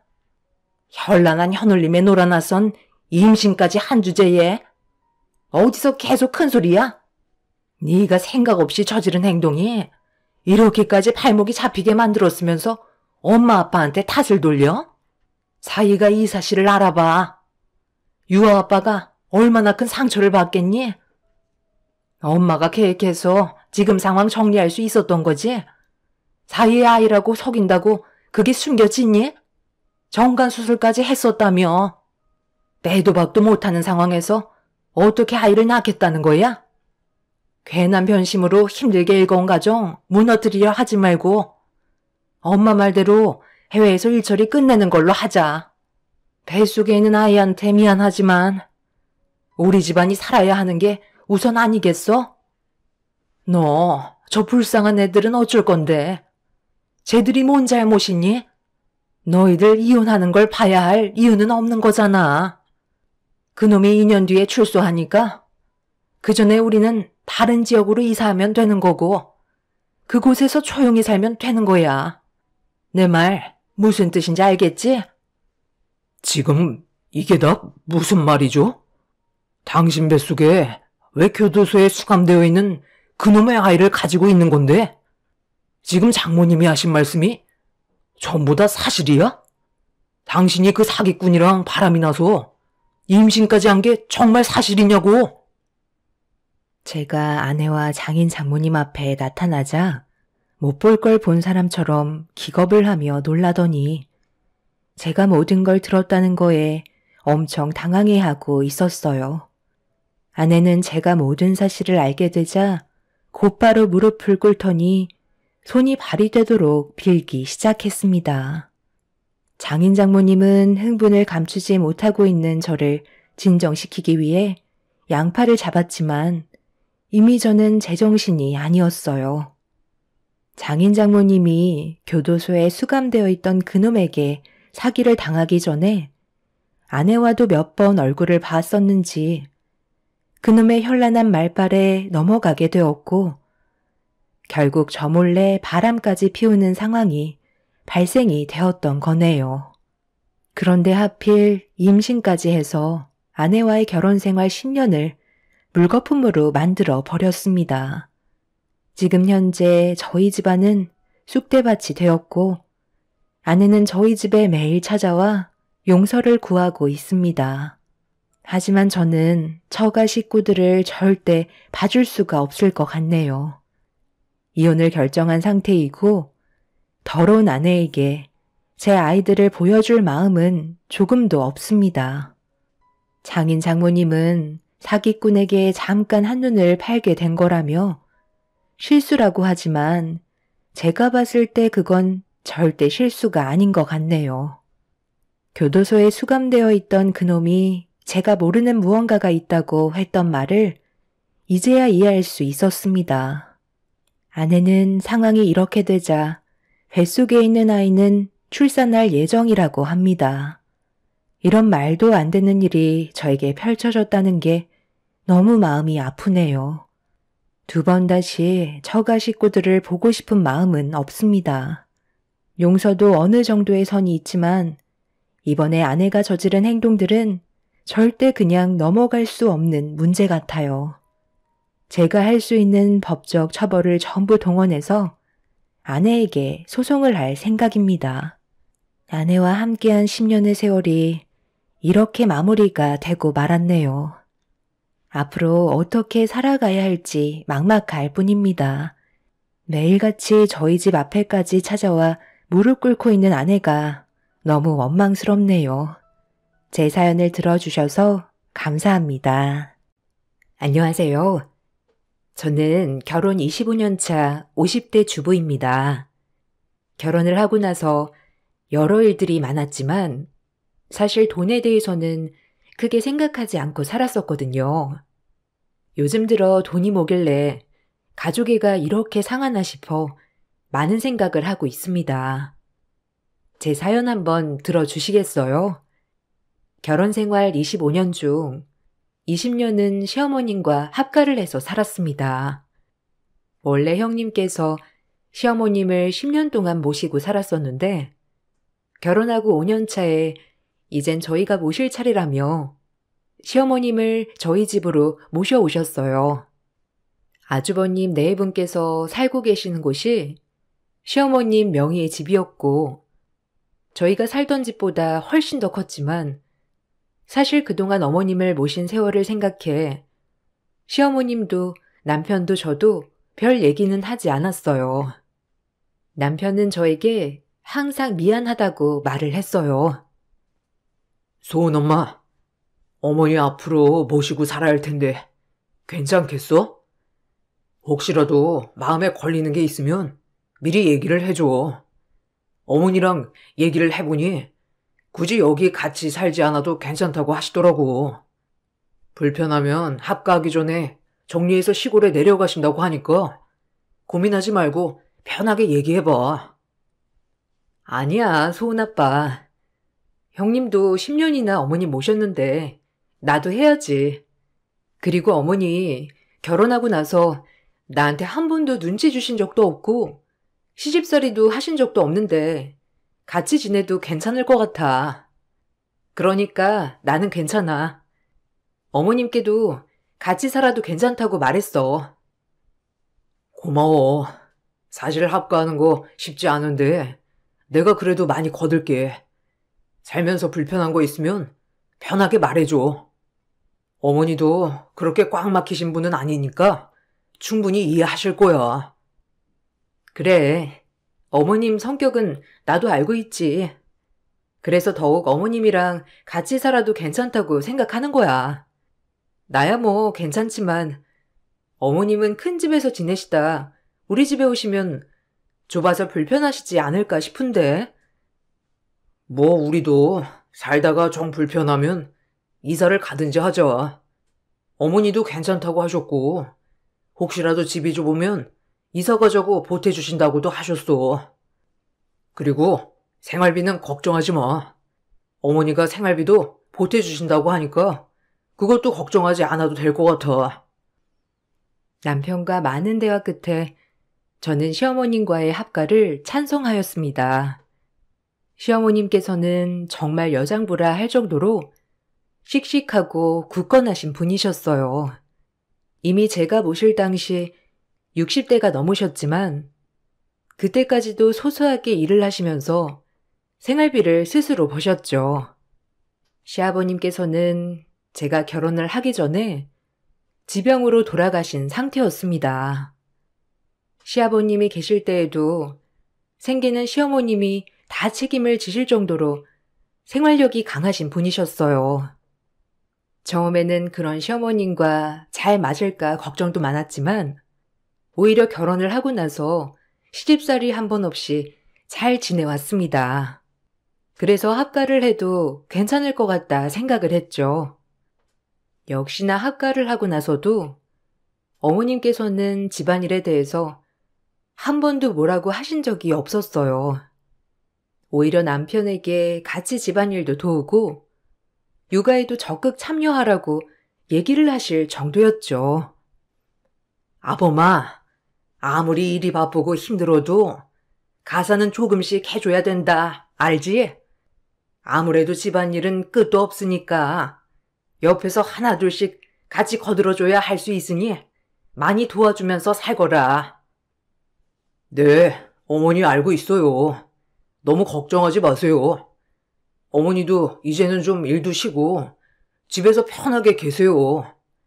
저도 이제는 월급도 많이 올랐고 그래도 내 식구 먹여 살릴 정도는 되니까 무리하면서 일하지 마시고 좀 쉬세요. 아이고, 어차피 죽으면 평생 쉴 것을 지금 움직일 수 있을 때 많이 움직여야지. 원래 몸을 움직여야 건강하게 잘 사는 거다. 나이 먹었다고 안 움직이면 더 몸이 아프고 빨리 늙는 거야. 나는 일하는 거라고 생각은 안 하고 운동하는 거라고 생각하면서 일하는 거야. 이 나이에 불러주는 곳이 있다는 게 다행이지 뭐. 어머님, 그래도 너무 무리하지 마시고 쉬시면서 놀러도 다니시고 그러세요. 주변에 다른 분들 보면 여행도 많이 가신다고 하는데 어머님도 이번에 같이 여행 가보시는 건 어떠세요? 집안일은 걱정하지 마시고요. 아니다. 고생은 어미랑 아범이 하는데 어떻게 나라고 놀러 다닐 수 있겠니? 무리하면서 일하는 거 아니니까 너무 걱정하지 말거라. 집안일이야 소은애미가 알아서 잘하니 나는 걱정 하나도 안 한다. 나보다 더 꼼꼼하게 잘하고 있으니 내가 여기서는 안심하고 푹 쉬고 있잖니. 남편 외벌이로 살림을 꾸려가고 있었지만 남편도 어느 정도 능력이 있었던 사람이었기 때문에 굳이 시어머님께서 생활비를 보태지 않아도 됨에도 불구하고 어머님은 매달 생활비를 보태주셨어요.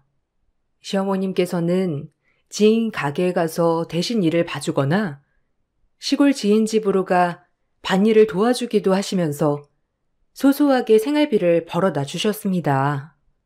그 중에서 일부는 저에게 오로지 용돈을 하라며 지어주신 돈도 있었어요. 시아버님이 돌아가시고 납골당에 음식 챙겨갈 때면 용돈도 챙겨주시면서 여행도 다녀오라며 아이들도 봐주시고 집안일도 다 해주시기도 했죠. 애미야, 이번에 음식 준비하느라 너무 고생 많이 했다. 사실 이제 그만해야 하나 싶기도 하고, 너한테 맡기는 것도 염치도 없고, 내 남편인데 손수 음식 마련해야 하는데, 그게 안 되니까 오래만 하고 그만해야 할까 하는구나. 지금까지 너무 잘 챙겨줘서 고맙다. 결혼하고 합가한 후에 벌써 10년이나 되었는데, 이렇게 매번 나 꼴딱 할 때마다 챙겨주니 나는 너무나 고맙구나. 어머님, 음식 한다고 해도 제가 하는 건 별거 없는데요, 뭐.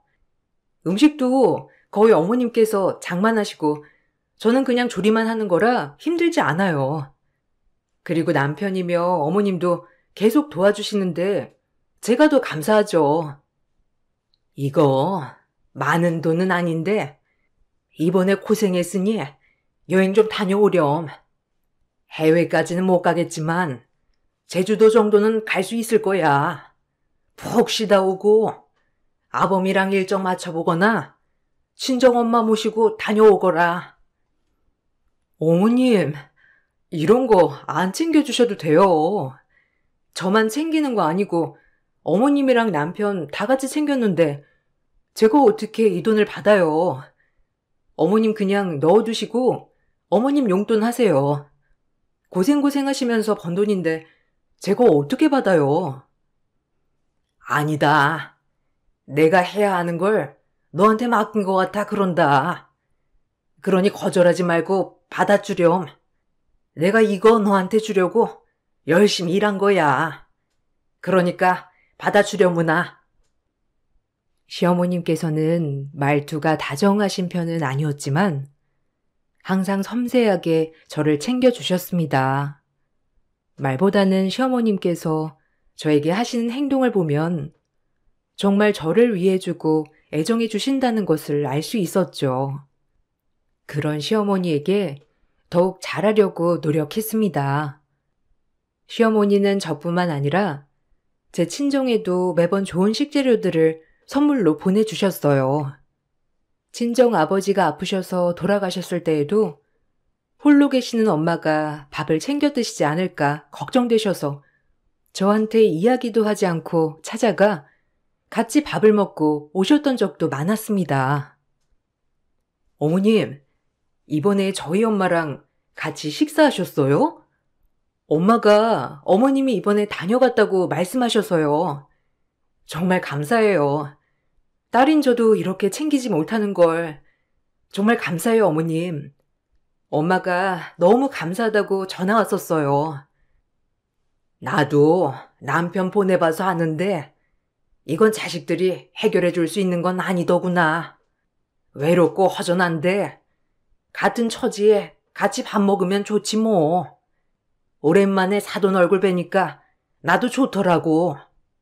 나나 사돈이나 비슷한 나이라서 서로 통하는 것도 많고 그냥 친구 삼아 밥 먹는 거니 너무 고마워하지 않아도 된다.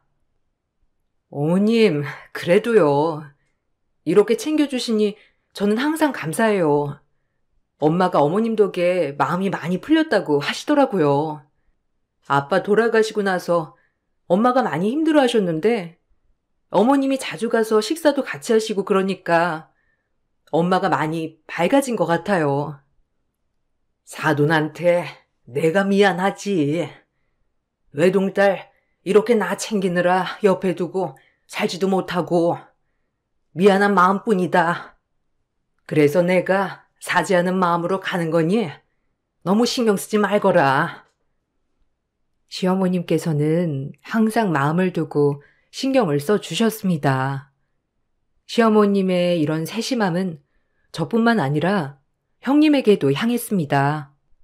아주버님 댁에서 분가를 하고 저희 집으로 왔을 때에도 시어머니는 한 번도 형님에 대해서 나쁜 말을 하지 않으셨습니다.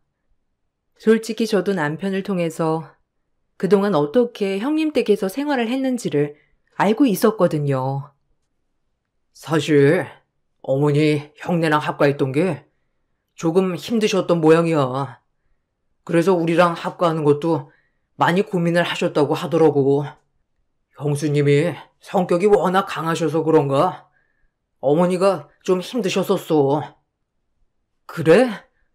어머님께서는 나한테 별말 안 하셨는데 항상 형님이 착했다고 드센 당신과 사느라 힘들었을 거라고 말씀하셨거든. 그래서 그런 줄 알았어. 근데 무슨 일이 있었나 보네? 어, 형수님은 일을 하다 보니까 집안일도 다 엄마한테 맡기고 아무것도 안 한 것 같더라고. 조카들 돌보는 것도 다 엄마가 하셨고 생활비도 매달 받아갔다고 했는데 솔직히 집안일에 아이들 보는 것까지 그거에 대해서는 뭐 고마워하지도 않았던 모양이야. 그것 때문에 형이랑 형수님도 자주 싸웠던 것 같고. 아, 그랬구나. 어머님이 그런 건 한 번도 이야기 안 하셔서 전혀 몰랐어. 그래서 우리 집에 오시고 매달 생활비를 주시는 건가? 그러지 않아도 괜찮다고 말씀드려도 어머님이 생활비는 받아야 된다고 강경하게 말씀하셔서 그런가 했는데 어머님이 눈치가 보이셨을 수도 있겠네. 이건 당신이 한번 어머님께 말씀드려봐. 그러지 않으셔도 된다고. 나도 여러 번 얘기했어. 소은 엄마도 생활비 신경 안 쓴다고, 안 주셔도 된다고 여러 번 얘기를 했는데 어머니 마음이 그렇지 않더라고. 그냥 생활비 주는 게 마음 편하시다고 하니 뭐 어쩔 수 없지. 나는 어머님이 나에게 너무 잘해주셔서 내가 불편하게 해드리는 건 아닐까 걱정했는데 정말 잘해드려야 되겠다. 난 나중에 우리 아들이 결혼한다고 해도 어머님 같은 시어머니가 되어야겠다 생각이 들어. 어머님께서는 아주버님 댁에서 합가를 하면서 힘든 일들이 많으셨던 것이었어요. 그럼에도 한 번도 저에게 형님에 대한 이야기를 나쁘게 하신 적이 없었던 것을 보면서 정말 대단하시다 생각을 했습니다.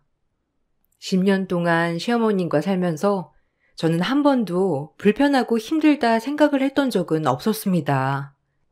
전업주부였지만 설거지가 밀리고 빨래가 밀려도 한 번도 뭐라고 하신 적도 없었죠. 어머님이 아끼시던 옷을 세탁하며 망가뜨렸을 때에도 그럴 수 있다며 그냥 오실 뿐이라고 오히려 죄송해하는 저를 위로해 주셨을 정도였습니다. 그런 시어머님께서 합가를 한 지 10년이 되던 해 뇌졸중으로 쓰러지게 되셨어요. 다행히 빨리 조치를 취해서 생명에는 지장이 없었지만 오른쪽 몸이 마비가 되었고 언어장애가 오시게 되었죠. 어머님 간병으로 아주버님 네와 저희 네가 모여서 상의를 하기도 했습니다.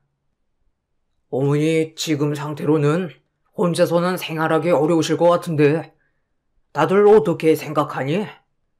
우리는 나랑 아내 둘 다 일을 하고 있으니 어머님을 돌볼 시간이 없을 것 같아. 그래서 말인데 어머니 요양병원으로 모실까 싶은데. 사실 뭐 그것밖에 방법이 없지 않아요?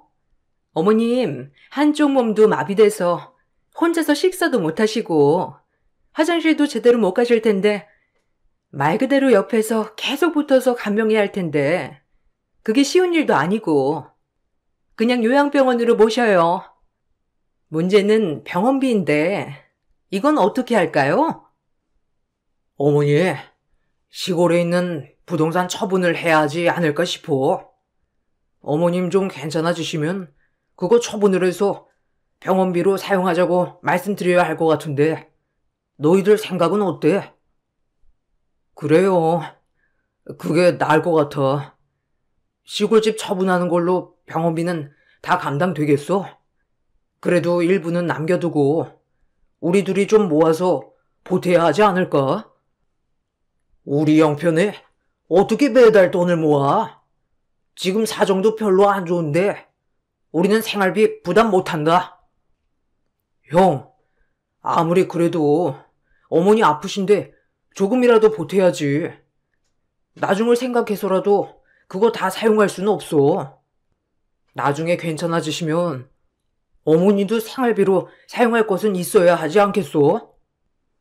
어머님, 언제 괜찮아지실지 모르는데 그것까지 다 생각할 순 없어요. 저도 남편 말에 동의해요. 어머님 병원비는 시골집 처분해서 다 사용을 하는 게 나을 것 같아요. 저희도 네 식구 생활비로 빠듯한데 계속 어머니 병원비에 보태드릴 수 없어요. 그럼 그냥 제가 어머니 모실게요. 제가 지금 일하지 않는 상태니까 어머니 간병 제가 할 수 있을 것 같아요. 생활비는 보태주시지 않으셔도 괜찮지만 어머님 부동산 처분하실 거면 그건 저희가 관리를 할게요. 그럼 괜찮으시죠? 당신 괜찮겠어? 어머니가 그래도 움직일 수 있다곤 하지만 간병하는 게 쉽지 않아. 당신 조금 더 고민을 해보고 결정하는 게 낫지 않겠어? 아니, 동서. 부동산 처분한 걸 왜 동서가 관리를 해? 동서가 어머니 간병할 거면 어차피 처분할 필요도 없는 거 아니야? 동서가 보실 거면 그냥 부동산은 처분하지 말아야지. 형수님, 그런 게 어디 있어요? 간병하면서 이런저런 비용도 생길 텐데요. 그것도 생각을 해봐야죠. 일단 부동산 처분하는 건 어머니가 좀 괜찮아지시면 얘기를 해보자. 그리고 재수 씨가 어머니 모신다고 하면 우리야 고맙지.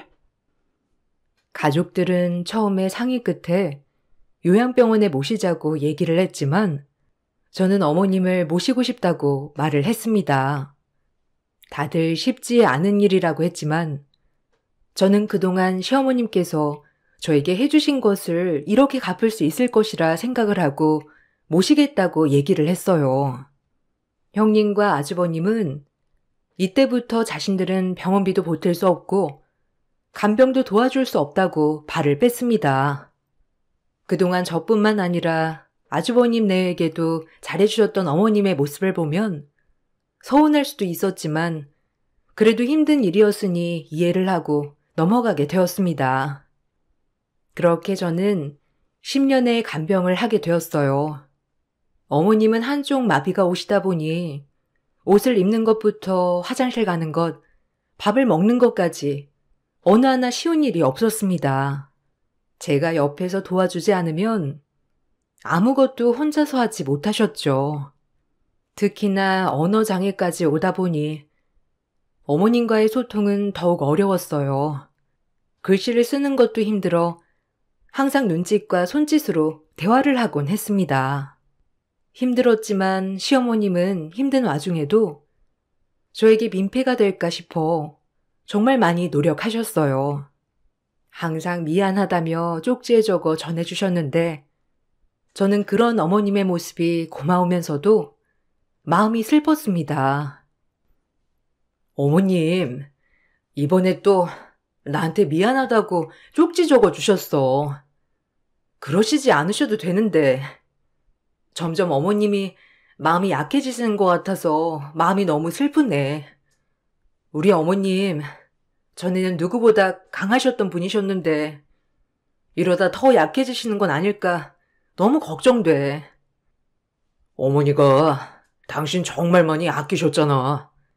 정정하셨을 때도 당신 고생할까봐 전전긍긍하셨는데 아프시고 나니 당신 손 빌리는 것 같아서 미안한가 보네.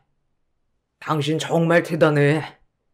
난 아들이지만 간병하면서도 엄마한테 화도 내고 그랬을 텐데 당신은 그런 적도 없잖아. 지금까지 너무 고마워. 그렇지만 버거우면 언제든지 얘기를 해줘. 알았지? 그래. 아직은 나도 괜찮고 힘들지 않아. 오히려 나는 지금 어머님이 나한테 해주신 거 보답해 드리는 것 같아서 좋아. 어머님 이렇게 아프신 와중에도 내 손 안 빌리고 혼자서 어떻게든 해보시려고 하는 거 보면 나는 더 감사하지. 어머니가 저번에 나한테도 미안하다고 쪽지 주시더라고. 나이가 점점 드시면서 마음도 많이 약해지시는 모양이야. 너무 힘들면 형이나 형수님께 부탁드려 볼 테니까 편하게 말해. 형이랑 형수님도 도와주실 거야. 지금까지 누구보다 여장부 같은 모습이셨던 어머님은 뇌졸중 이후 점점 약해지셨습니다. 누구보다 건강하고 튼튼하셨던 어머님께서 점점 야이고 약해지시는 모습을 보며 너무나 속상하고 힘들기도 했죠. 그러던 중 친정엄마가 몸이 좋지 않으셨을 때 저는 철없이 시어머니 앞에서 엉엉 울며 토로했던 적도 있었습니다. 어머니, 저 너무 힘들어요. 어머님도 아프시고 엄마도 아프고 제 몸은 하나인데 어떻게 해야 할지 모르겠어요. 어머님, 엄마가 그냥 가시면 어떡해요? 저도 엄마 옆을 지켜드리고 싶은데 형님도 도와줄 수 없다고 하고 아주버님도 시간 없다고 하고 저랑 남편만 이렇게 노력하고 있다는 게 너무 억울해요, 어머님. 친정 엄마가 아프셨을 때 저는 시어머님의 간병을 형님에게 부탁했지만 형님은 절대 해줄 수 없다고 얘기를 했습니다. 자기가 봐야 한다면 간병비를 달라는 말도 했죠. 그때는 정말 어떻게 해야 하나 싶어 어머님 앞에서 엉엉 울면서 말을 하기도 했지만 그런 저에게 어머님은 서운해하기는커녕 같이 눈물을 흘리며 제 등을 쓸어주시고 위로를 해주셨습니다. 말을 하지 않으셨지만 제 등을 쓸어주셨던 어머님의 손길에 위로가 되었어요. 철없는 말을 했다고 죄송하다는 말을 했을 때에도 어머님께서는 괜찮다며 한쪽으로 빙긋 웃어주셨습니다. 그렇게 누구보다 저를 생각해 주셨던 어머님의 병환은 10년 차가 되면서 점점 더 심해졌습니다. 결국 뇌졸중이 발생한 지 10년 차에 어머님께서는 돌아가시게 되었습니다. 시어머님의 장례가 끝이 난 후에 아주버님은 가족들을 모아 유산에 대한 이야기를 했습니다. 마음이 아픈 건 아픈 거고 그래도 정리할 건 해야 하니까 일단 어머니 유산에 대해서 정리를 좀 해봐야 할 것 같다. 어머니가 혹시 유언이나 유언장 남긴 거 있으면 그것 따라서 분할하고 아니면 변호사 통해서 나누는 게 나을 것 같아.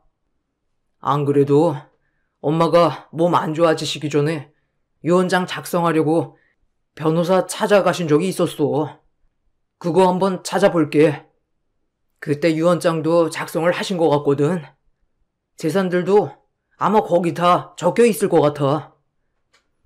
아니, 그걸 지금 얘기하시면 어떡해요? 유언장 작성하실 것 같으면 저희한테도 말씀을 해주셔야죠. 혹시 같이 가셔가지고 유언장 보고 그러신 건 아니시죠?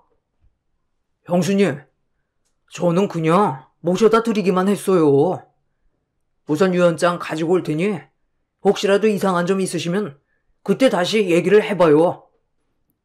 시어머님께서는 돌아가시기 전에 변호사를 통해 유언장을 남겨두셨습니다. 남편이 변호사에게 모셔갔다고 하니 아주버님과 형님은 미심쩍은 시선으로 보기도 했지만 막상 유언장을 오픈하고 나서는 다들 만족하셨죠.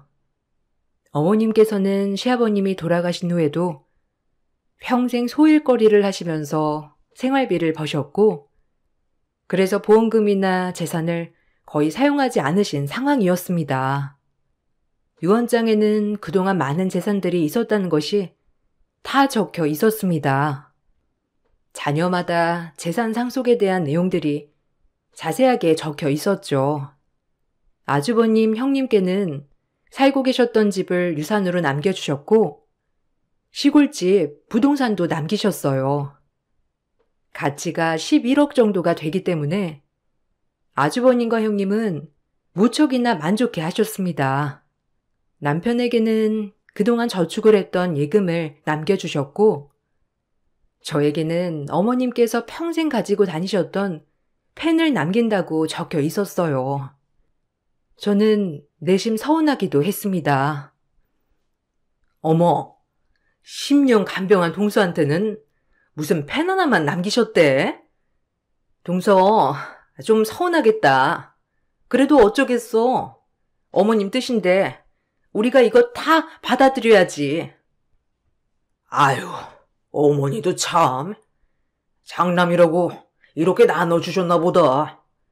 그래도 지금 살고 있는 집은 우리가 살고 있으니 받겠지만 시골 땅은 어떻게 할래? 그냥 어머니 유언대로 할까? 아니, 당신은 무슨 말을 그렇게 해?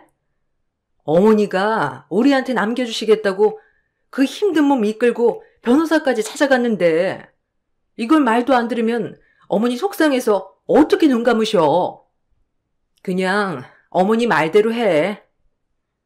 그래요. 어머니도 다 생각이 있으시니 이렇게 하셨겠지. 그래도 소은 엄마 그동안 고생했던 거 알지? 소은 엄마한테는 좀 챙겨주면 좋겠어. 아니, 동서는 그동안 어머님한테 받은 것도 많으니까 간병한다고 한 거 아니었어?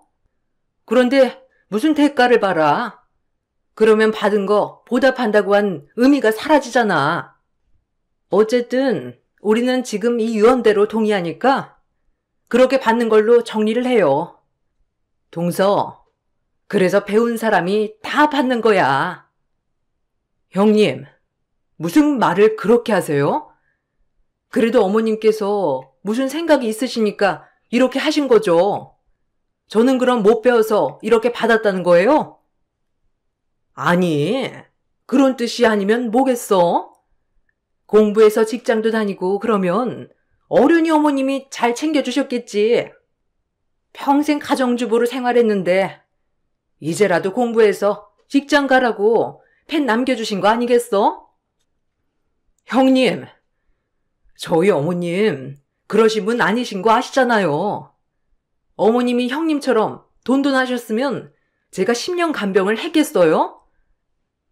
무슨 말 한마디에 이렇게 화를 내? 동서, 펜 받은 거 서운하긴 하구나. 어머님 뜻 받는다고 하면서 내심 그건 아닌가 보네. 어쨌든 우리는 이렇게 할 테니까 그렇게 알고 정리하자고. 11억의 유산을 받은 형님네에는 유산 분할에 동의한다고 했고 그렇게 마무리를 하였습니다. 처음에는 내심 서운하기도 했어요. 그래도 10년 동안 어머님을 간병했는데 펜 하나 남겨주셨다는 게 서운한 마음도 들었지만 그걸 신경 쓰기에는 어머님이 돌아가셨다는 슬픔이 더 컸습니다. 장례 이후 저희는 오랫동안 슬픔 속에 어머님 방을 정리하지 못했었는데 몇 개월이 지나고 어머님 방을 정리하기로 다짐을 했죠. 그렇게 어머님이 지내셨던 방을 정리하다가 어머님께서 남기신 편지를 발견하게 되었습니다. 그 편지는 저에게 남긴 편지였어요. 한쪽이 마비되어 왼손으로 겨우 꼬불꼬불 쓰신 글이라는 걸 알 수 있었습니다. 저는 편지를 보고 놀라 남편에게 보여주며 얘기를 했죠. 당신 이것 좀 봐봐. 어머님이 나한테 남긴 편지야. 어머님께서 이걸 그동안 쓰시느라고 얼마나 고생하셨을까? 이 정도 쓰시려면 오랫동안 쓰셔야 했을 텐데 이렇게 편지를 남기셨네. 어머니가 당신한테 하고 싶은 이야기가 있었던 모양이네. 보니까 당신 펜에 뭔가 있는 모양이야. 내일 한번 어머니 거래은행에 가야겠어. 그러니까 어머님이 그냥 펜만 남기셨던 건 아닌 것 같아. 편지에 펜 가지고 거래하던 은행으로 가보라고 하네? 어머님이 왜 이런 편지를 남기셨던 걸까? 그때 유언장에는 별다른 이야기가 없었는데. 그러니까 그냥 어머니가 평소에도 애지중지하던 펜이라 다들 그냥 제일 아끼는 며느리한테 준 거라 생각을 했는데 뭔가 다른 게 있겠지. 내일 한번 가보는 게 좋겠어. 어머님께서는 저에게 고맙고 미안했다는 말과 함께 유산으로 남긴 펜을 가지고 자신이 거래하던 은행으로 가라는 편지를 남겨두셨습니다. 저는 어머님의 말이 의아했지만 어머님의 뜻이 있을 거라 생각을 해 은행으로 찾아가게 되었어요. 은행으로 찾아가 직원에게 펜을 보여주니 다들 놀라 저를 쳐다보더라고요. 바로 지점장이 나와 저를 방으로 데리고 갔습니다. 지점장이 저에게 보여준 것은 유산 신탁에 가입이 되어 있다는 것과 유산 상속이 모두 저로 되어 있다는 것이었습니다. 사장님께서 아주 오래전부터 준비를 하고 계셨습니다. 사실 사장님께서 돌아가셨다는 소식을 듣고 언젠가 오시겠지 싶었는데 몇 달 동안 오시지 않으셔서 걱정했습니다. 아, 이제야 편지를 발견했어요. 펜 가지고 여기로 가면 다 설명해 줄 거라고 해서 이렇게 찾아왔네요. 근데 유산 신탁이라는 게 뭔가요? 사장님께서 아마 재산 일부는 유산 상속으로 유언하셨을 거고 나머지는 이렇게 신탁으로 맡겨주셨습니다. 모든 재산에 대해서 며느리분께 상속을 한다고 하신 상태이고요. 상속에 대한 내용은 사장님께서 다 생전에 정해두신 상황이라 서명만 하시면 됩니다. 제가 왜 이걸... 어머님께서 다 정해주신 거라고요? 저희 이미 유산 분배는 끝이 난 상황인데요. 네, 사장님께서도 그 말씀을 꼭 하셨는데 이거에 대해서는 며느님께만 설명을 드리고 다른 분께는 함구해달라고 말씀하셨습니다. 전에 한번 첫째 아드님 네 분이랑 방문하셨던 적이 있었는데 그때도 사장님 부동산을 맡기고 대출을 받으려고 하시더라고요. 그때는 한 번 해주셨는데 다음에 바로 다 날리셔서 결국 사장님께서 해결을 하셨던 적이 있으셨거든요. 아마 그것 때문에 재산을 지키시려고 부단히 노력을 하셨습니다. 은행 지점장님이 하신 이야기는 놀라웠습니다. 어머님께서는 부동산의 일부와 예금, 보험금, 연금 등을 모두 저에게 남겨주셨습니다. 그동안 아주버님과 형님이 자신의 재산을 탐내고 있었고 그 때문에 재산을 어떻게든 지켜보고자 노력을 하셨던 모양이더라고요. 저는 어머님께서 남겨주신 펜을 가지고 서명을 했습니다.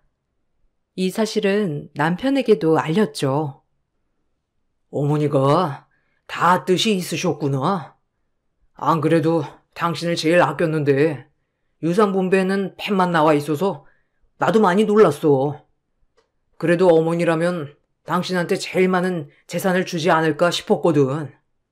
형이며 형수님이며 그동안 어머니 재산 탐낸 건 알았지만 유산까지 그럴까봐 이렇게 하셨나 보다. 그러게. 난 그것도 모르고 내심 서운한 마음이었거든. 그래도 이렇게 어머님이 남겨두셨다고 하니 감사하면서도 어떻게 해야 하나 고민되네.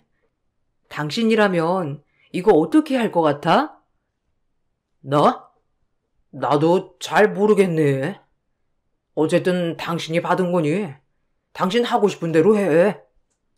어머니가 나한테 준 것도 아니고 당신한테 준 거잖아. 오로지 그건 당신이 사용하는 대로 해야지. 우선 난 아무것도 안 쓰고 그냥 두려고. 차분히 생각을 좀 해봐야 할 것 같아. 어머님이 나한테 유산을 주신 것도 다 생각이 있으시니 그런 게 아닐까 싶어. 어머님께서 남겨주신 유산은 어떻게 사용을 해야 할지 남편과 의논을 한 끝에 지금 당장은 사용하지 말자는 결론을 내리게 되었습니다. 저희는 어머님께 받은 유산을 한 푼도 사용하지 않고 그대로 두었지만 아주버님과 형님은 유산을 받자마자 사업을 시작했죠. 그동안 어머님이 아프신 와중에도 미리 유산을 달라는 얘기도 하면서 요구를 했지만 어머님은 증여하지 않으셨거든요. 바로 유산을 받자마자 아주버님과 형님은 사업을 시작했고 결국 1년도 되지 않아 모두 망해 재산을 다 탕진하고 겨우 남은 것은 집 하나 빌린 돈이었습니다. 그런 사태까지 되자 형님은 갑자기 저에게 전화를 해서 예금을 나누자고 했죠. 동서, 혹시 그때 어머님한테 받은 예금 말이야. 벌써 다 쓴 건 아니지? 혹시 그거 우리랑 좀 나눌 수 있어? 네? 그걸 왜? 형님네가 훨씬 더 많이 받으셨잖아요. 저희는 5천만 원 예금 받은 건데 그걸 나누자고 하는 거세요? 갑자기 왜요? 그때도 유산 분배에 불만 없으시다고 다 동의하고 서명도 하셨잖아요. 아니, 생각을 해보니까 나도 어머니 모셨는데 나한테 준 건 없더라고. 어머님이 동서한테는 펜이라도 한쪽 남기셨지만 나는 아무것도 남기시지 않으셨잖아. 그러면 그걸 좀 나눠야 하는 거 아닐까 싶어가지고. 형님네는 이미 부동산이랑 해서 11억이나 받으신 거잖아요. 근데 저희 받은 것보다 훨배 받으시고 또 나눠 가지겠다고요? 그런 게 어디 있어요? 정말 너무하네요, 형님. 어머, 동서가 더 너무한 거 아니야? 우리가 어머님 모시고 살았을 때는 생활비 우리가 다 감당했어. 그것 따지면 우리는 11억도 모자라지. 형님, 그때는 어머님이 집안일도 다 하시고 아이들도 다 보시고 형님네서 살았을 때는 어머님이 돈을 받아야 했을 정도 아니세요? 근데 어떻게 그렇게 뻔뻔하게 얘기를 하세요? 뭐 뻔뻔해? 뻔뻔한 건 동서지. 이제 와서 간병한 거 자기가 잘했다고 돈 욕심내는 거 아니야? 억울하시면 그때 11억 유산 받으신 거 저희도 당당하게 청구할게요.